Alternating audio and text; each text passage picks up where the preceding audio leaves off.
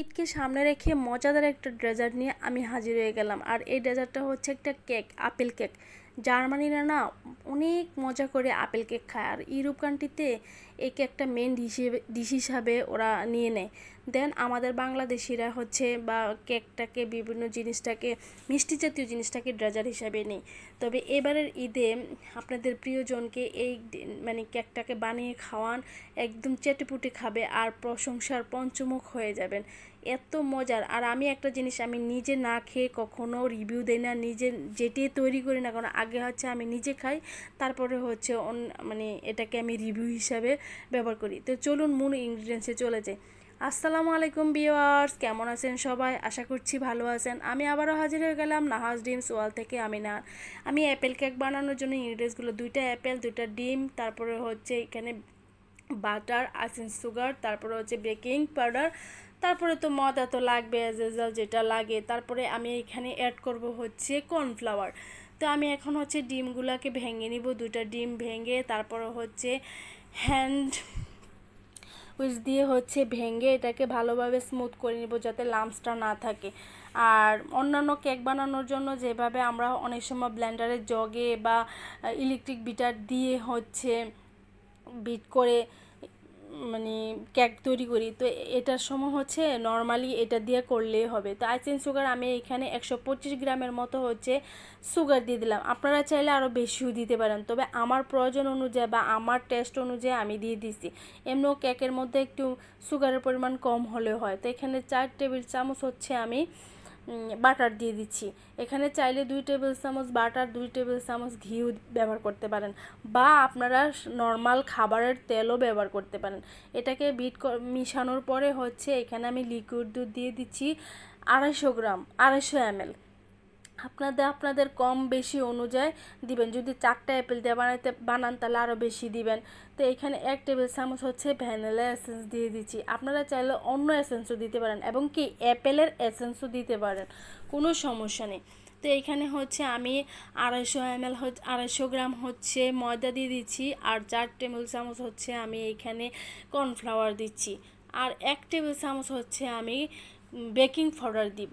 দিয়ে হচ্ছে শুকনো উপকরণগুলো আমি আলাদাভাবে এই চালনিতে চেলে নিব। আপনারা আপনাদের সুবিধা অনুযায়ী যেইভাবে ইচ্ছা চেলে নিতে পারেন, ইচ্ছা করলে ওই ব্যাটারটার উপরে আপনারা চেলে নিতে পারেন, তবে আমি আমার সুবিধা অনুযায়ী আমি এভাবে নিছি।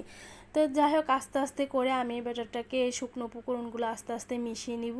আপনারা আপনাদের সুবিধা অনুযায়ী যেইভাবে পারে নেবেন। সবার রান্না বান্না যে কোনো জিনিস, যেই কোনো বেকিং যা পারেন সহজভাবে আপনাদের মতো করে আপনারা করবেন। আমার সুবিধা অনুযায়ী আমরা করব। যে ইউটিউবে আমি এইভাবে দেখছি ওইভাবে করব, আসলে কিন্তু না। আমার অনুযায়ী আমার যতটুকু সাধ্যে কুলায় ওই অনুযায়ী আমরা করার ট্রাই করব, তাহলে প্রেজেন্ট করতে সুবিধা হয়। কিন্তু দেখা গেছে কি ওইভাবে করতে গেলে তো আপনি ওনাকেই অনুকরণ করলেন না, আপনি নিজেকে তৈরি করবেন। নিজে নিজে যেটা করতেছেন, নিজের নতুন কিছু আবিষ্কার করেন, অন্যটা না। হ্যাঁ, আপনি অন্যটা হয়তো আমি জার্মানি দেখছি, জার্মানি অনেক পেজে দেখছি বা অনেক আপুরা অ্যাপেল কেক বানাচ্ছে, হ্যাঁ আমি ওইখান থেকে দেখছি, কিন্তু আমি ওনাদেরটা থেকে নিজে এখানে আরও কিছু অ্যাড করছি, আবিষ্কার করছি, করে আমি এখানে তৈরি করছি। আপনিও এভাবে করবেন, এটি হচ্ছে নতুনত্ব। যাই হোক, জার্মানিরা যে এত পরিমাণে আপেল কেক পছন্দ করে বা ওরা বানায় বিভিন্ন অনুষ্ঠানে, তারা না এই অ্যাপেল কেকটা খুব পছন্দ অনুযায়ী বানায়। আপনারা আমি চাইছিলাম প্রথমে সে মানে গুল গুল গুল গুল করে কেটে দিয়ে বানানোর জন্য, পরে ভাবলাম না, কিউব কিউব করে বানাবো, এটা বানালে সুন্দর। তবে খেতে অসম্ভব মজা ছিল। তো মাঝখান দিয়ে বলে দেয়, আমি কন্টিনিউ এখন থেকে হচ্ছে আমার ইউটিউবে আমি সব মানে কন্টেন্ট ক্রিয়েট করব। আপনারা আমার পাশে থাকবেন, লাইক করবেন, কমেন্টস করবেন।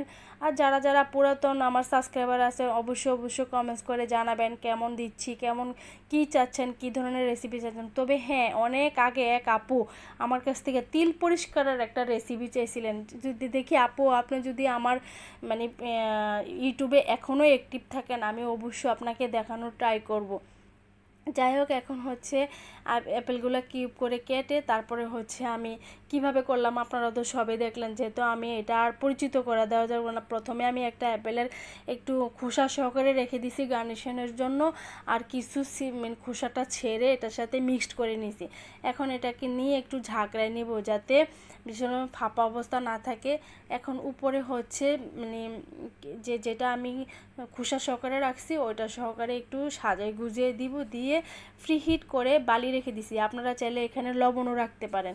তো আমার পছন্দ অনুযায়ী আমি রেখে দিছি। আর আমার যেহেতু ওভেন নাই, এভাবে আমি সবসময় কেক বেক করি, আপনারা সবাই জানেন। তো আমার কেকটা কেমন হলো, কি সুন্দর হলো বা খেতে কেমন হলো, এটা তো আর আমি আপনাদেরকে খাওয়াতে পারি নাই। আপনারা অবশ্যই আমার রেসিপিটা ফলো করে অবশ্যই অবশ্যই অবশ্যই অবশ্যই এই বাড়িতে। Thank you for watching. আল্লাহ হাফেজ।